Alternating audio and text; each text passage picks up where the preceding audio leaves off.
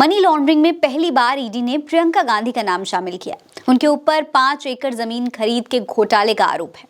अब इस बात में कितनी सच्चाई है वो हम आपको इस वीडियो में बताएंगे, इसलिए वीडियो को पूरा जरूर देखिएगा। नमस्कार दोस्तों, ये खबर आप उल्टा चश्मा यूसी पर देख रहे हैं। दोस्तों, लोगों का मानना है कि जब जब चुनाव पास आता है तब भारतीय जनता पार्टी विपक्ष के नेताओं के मन में ईडी और सीबीआई के जो डर है उसको बैठाने की कोशिश करने लगती है।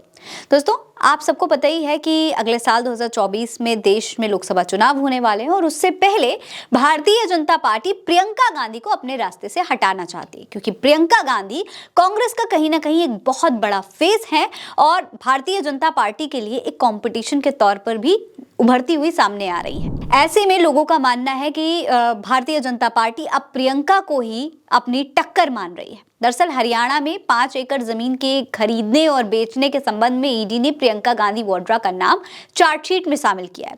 उनके पति रॉबर्ट वाड्रा का नाम भी इसमें शामिल किया गया है। हालांकि दोनों को अभी तक फॉर्मल रूप से आरोपी नहीं बनाया गया है। दोस्तों, असल में ये चार्जशीट सीसी थम्पी के खिलाफ दाखिल की गई है, जो कि एनआरआई एक बिजनेसमैन है। इसमें एक और शख्स सुमित चड्ढा हैं, जो कि भारतीय मूल के ब्रिटिश नागरिक भी हैं। उनके खिलाफ भी चार्जशीट दाखिल की गई है। ईडी के चार्जशीट के मुताबिक जांच के समय पता चला है कि सीसी थम्पी ने 2005 और 2008 के बीच दिल्ली एनसीआर के पास एक real estate agent HL Pahwa के जरिए हरियाणा में फरीदाबाद के अमीरपुर गांव में लगभग 486 एकड़ जमीन खरीदी थी। उस जमीन में से रॉबर्ट वाड्रा, जो कि प्रियंका गांधी के पति हैं, उन्होंने 2005 से 2006 में पाहवा से लगभग 40 एकड़ जमीन खरीदी, जिसे बाद में दिसंबर 2010 में उन्होंने HL पाहवा को वापस बेच दी, जिसको लेकर ईडी ने रॉबर्ट वाड्रा पर आरोप लगाए हैं कि उन्होंने पाहवा को पूरा भुगतान अब तक नहीं किया है।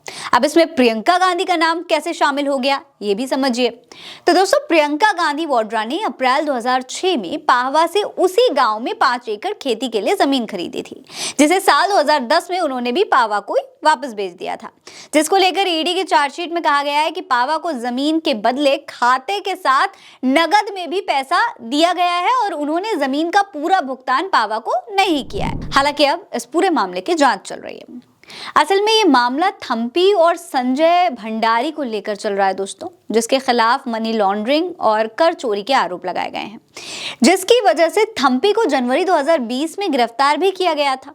उन पर ईडी ने आरोप लगाया था कि वो वाड्रा का करीबी सहयोगी है। वो ना केवल एक उनका दोस्त है बल्कि एक बिजनेस पार्टनर भी है।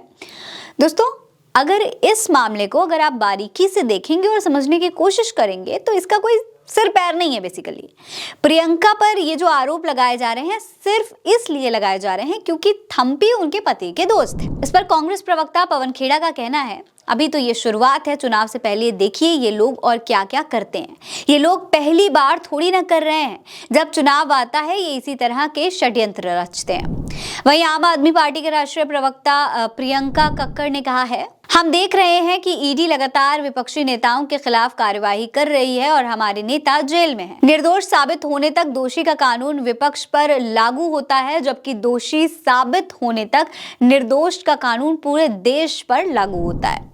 पत्रकार संदीप सिंह ने भी इस पर ट्वीट किया है। वो लिखते हैं कि मोदी का सबसे बड़ा भय प्रियंका बन चुकी हैं। यही कारण है कि अब ईडी प्रियंका गांधी के पीछे लग गई है। आपको बता दें दोस्तों कि प्रियंका गांधी को लेकर एक ये भी दावा किया जा रहा है कि प्रियंका मोदी के जो संसदीय क्षेत्र है बनारस, वहां से लोकसभा चुनाव में खड़ी हो सकती है। ऐसे में प्रियंका गांधी कहीं ना कहीं मोदी का बहुत बड़ा एक कहा जाए कॉम्पिटिशन भी मोदी के लिए बनकर सामने आ रही हैं। तो ये भी एक कारण माना जा रहा है प्रियंका के ऊपर इस कार्रवाई का। आपको याद होगा कि जब 4 राज्यों में चुनाव होने वाले थे तब आम आदमी पार्टी के नेताओं पर भी कई छापे पड़े थे। ऐसे में लोगों का कहना है कि अब जहां 2024 का चुनाव सामने है तो भारतीय जनता पार्टी, ईडी और सीबीआई एक बार फिर से अपना डर दिखाने लग गए हैं विपक्ष को और उन्हें दबाने की कोशिश की जा रही है। आपको क्या लगता है, क्या चुनाव से पहले ही भारतीय जनता पार्टी इतना डर गई है कि बौखलाहट में बेबुनियाद आरोप विपक्ष पर लगाए जा रहे हैं? अपनी राय हमें कमेंट सेक्शन में लिखकर बताइए। इस खबर में इतना ही। मेरा नाम है फरीन अंसारी। आप खुश रहें, स्वस्थ रहें, मस्त रहें, यही है दुआ हमारी। मिलते हैं अगली वीडियो में, तब तक के लिए अलविदा।